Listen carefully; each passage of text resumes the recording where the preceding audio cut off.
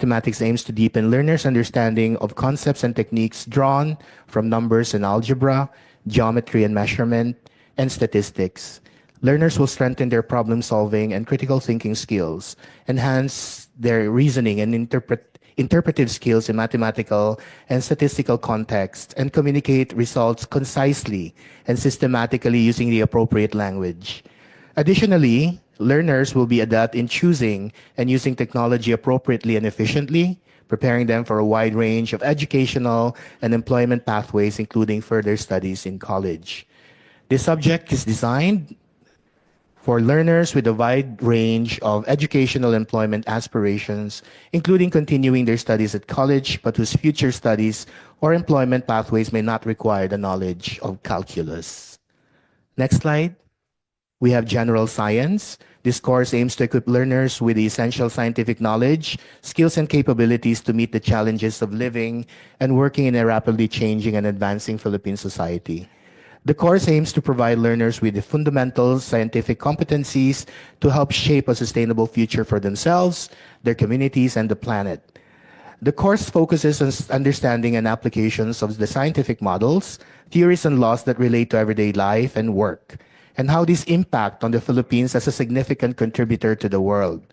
The curriculum uses a transdisciplinary approach to build understanding of the ways that chemistry, physics, earth and space science, and biology interact to explain natural phenomena, as well as how they can be utilized to advance the Philippines economy. The course builds on learners' personal experiences and understanding of scientific phenomena to support them to be scientific and technological thinkers who can propose and solve problems through scientific observation, data gathering, and making and effectively communicating evidence-based conclusions.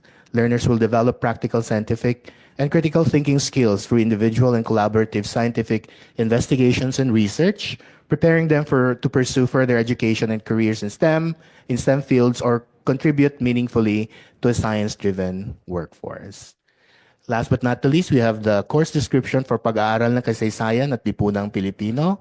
Nakatuon ang kursong ito sa masusing pag-aaral o pagsusuri ng mga piling issue at usaping pangkasaysayan at panlipunan tungkol sa pag-usbong at pag-unlad ng lipunang Pilipino gamit ang tematiko, multikultural at interdisiplinaryong pagdulong.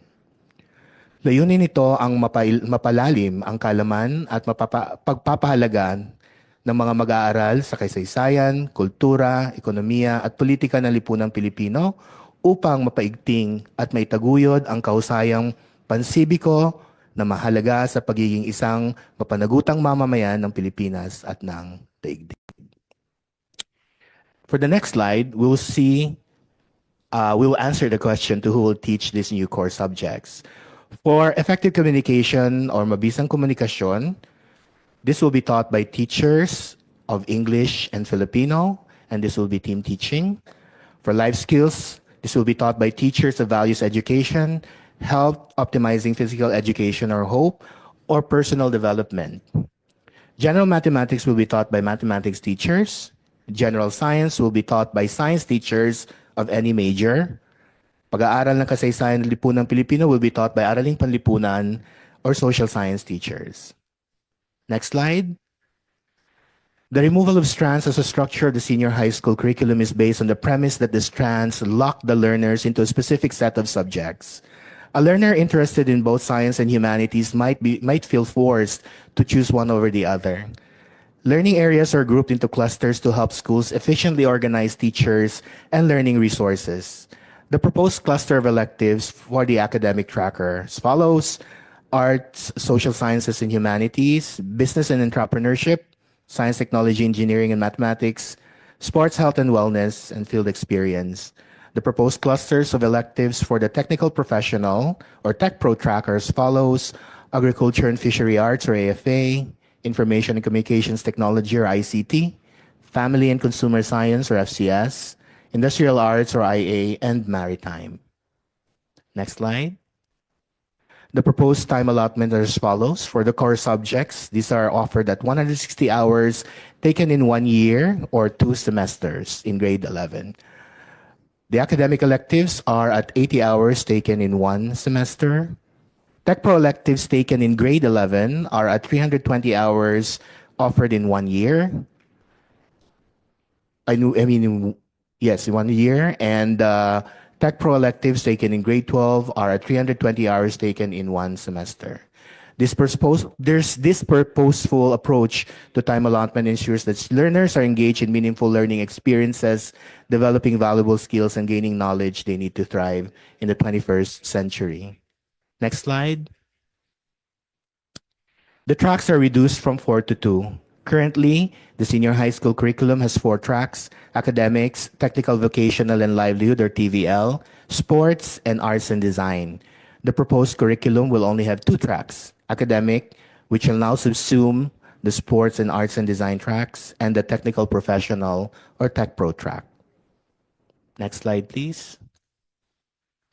In the current structure of the senior high school curriculum, learners take core subjects, applied subjects, and specialized subjects.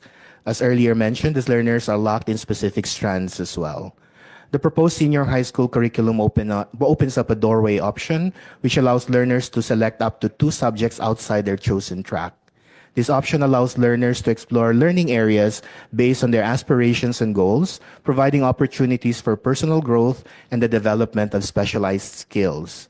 We imagine Filipino students inclined in the humanities, for example, and discovers fascination with computer programming. This new flexibility allows them to explore an ICT programming elective, opening up exciting possibilities for future prospects. Next slide, please. We move on to the updates on our curriculum guides. Next slide. As of yesterday, the curriculum guides have been finished and are finished undergoing language editing and are routed to the resource persons for signing off. The layout and formatting of the CGs are currently ongoing, and once approved, the CGs will be approved through the proper channels within DepEd. Next slide will show you the indicative timelines as provided in this slide here. We started in February 3 to 7, 2025 with an interagency alignment workshop. In that workshop, we invited resource persons from various, from the academe, from various institutions. We also invited our partners from CHED and TESTA to be part of that alignment workshop. That also continued from February 10 to 14 and February 17 to 21. By February 24 to 28, we finalized the curriculum guides for life skills in this case, and then the final interagency alignment workshop on the last TechPlo score electives. In March 24, we had an alignment meeting with CHED on the senior high school core curriculum. We opened public consultation from April 4 to 25. And by April 28 to 30, we had an interagency workshop on the finalization of the curriculum guides, again inviting our friends from CHED and TESTA and our resource persons from the academe.